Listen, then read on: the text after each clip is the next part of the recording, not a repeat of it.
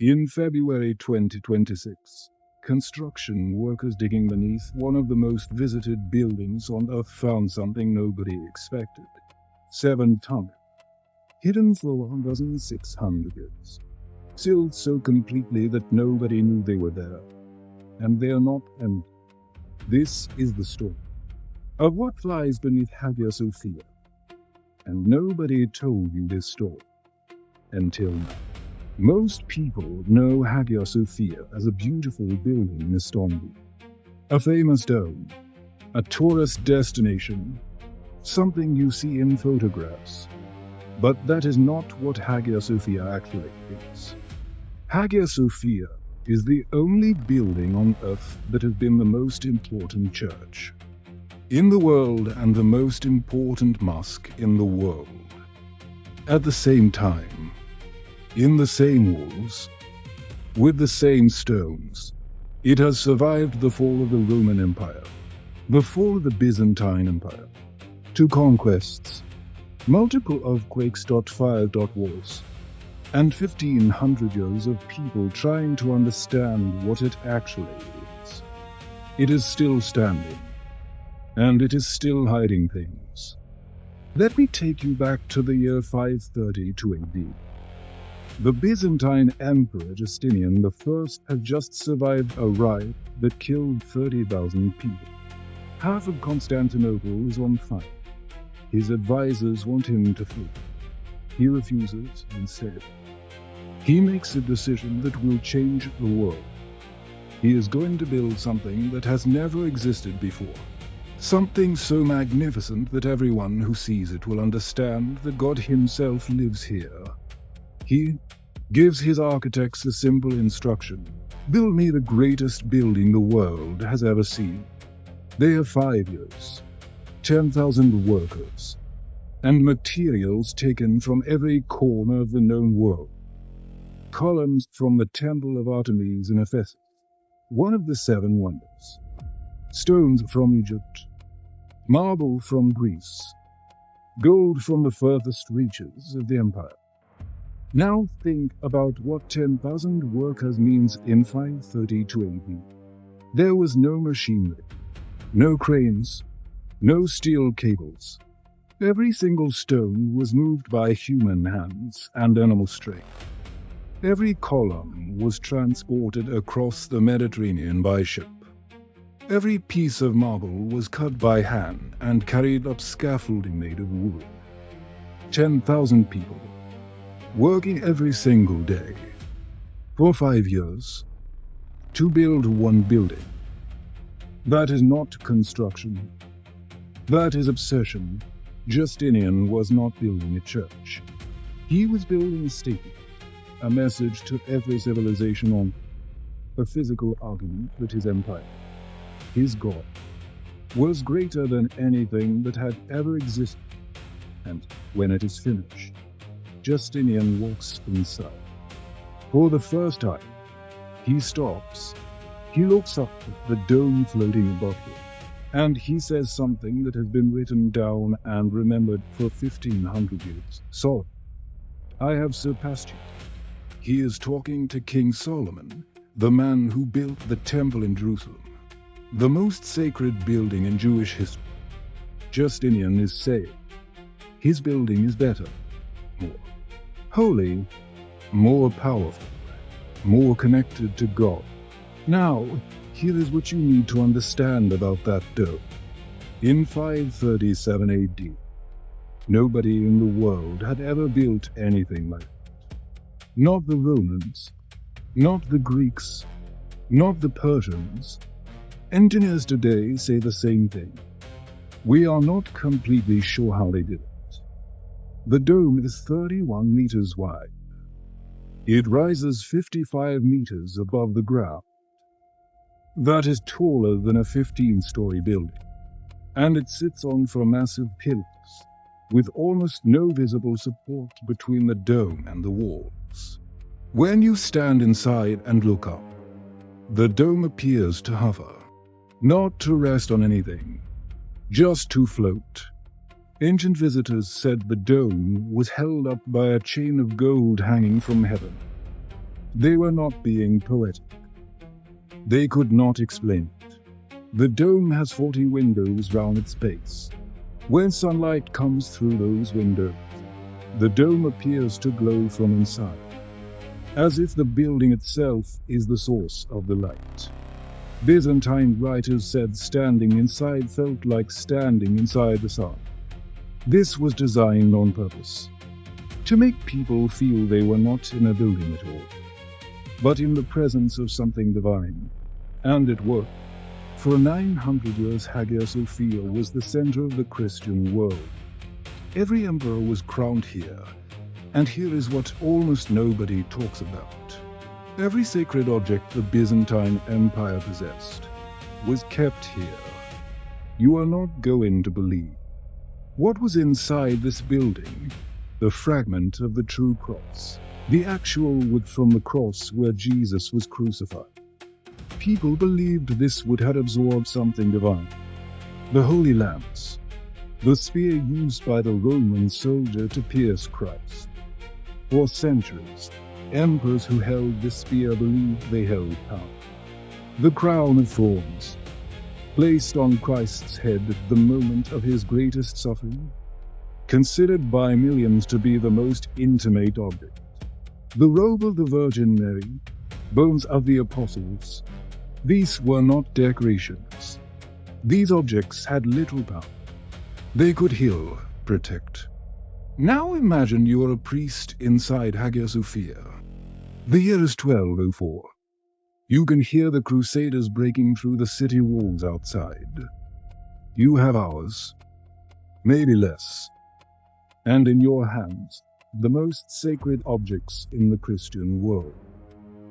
What do you do? Where do you go? How do you make sure no one ever finds them? Until the right moment, you go down. Beneath Hagia Sophia there has always been a network of underground passages, tunnels for water, tunnels for ventilation, and tunnels that led somewhere else entirely. Old records mention passages running from Hagia Sophia to the imperial palace. But here is what most people do not realize. These tunnels were not built as an afterthought. They were designed into the original building, which means Justinian, from the very first day, planned for the possibility that something inside this building would need to be hidden. He built the hiding places before he built the things that needed hiding. Think about that. Picture this. You are underground. The torches flicker. The sound of soldiers above you, and in your arms, objects millions would give everything for. You find the deepest room. You place everything inside.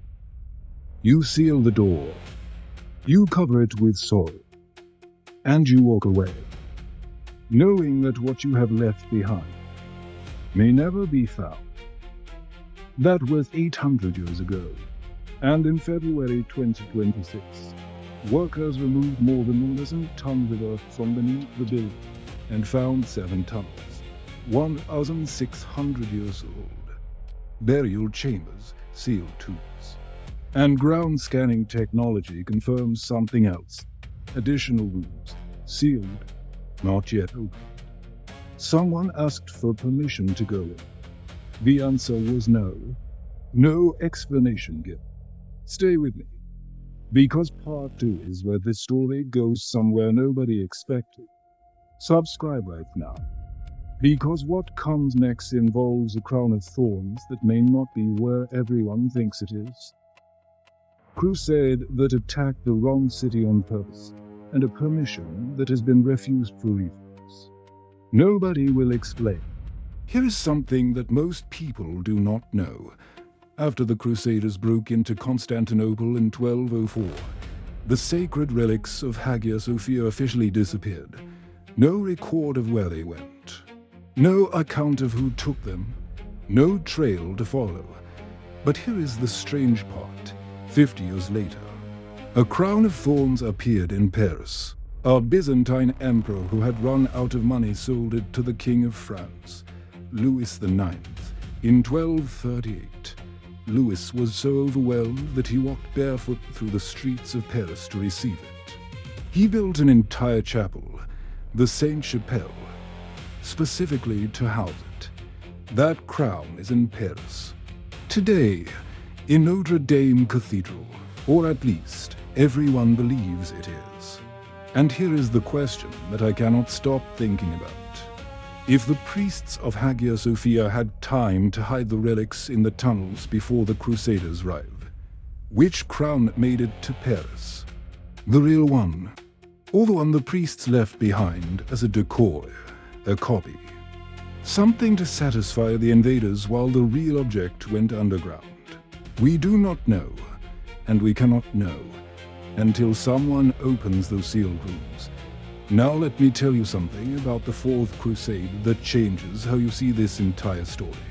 The Crusaders who attacked Constantinople in 1204 were not supposed to be there.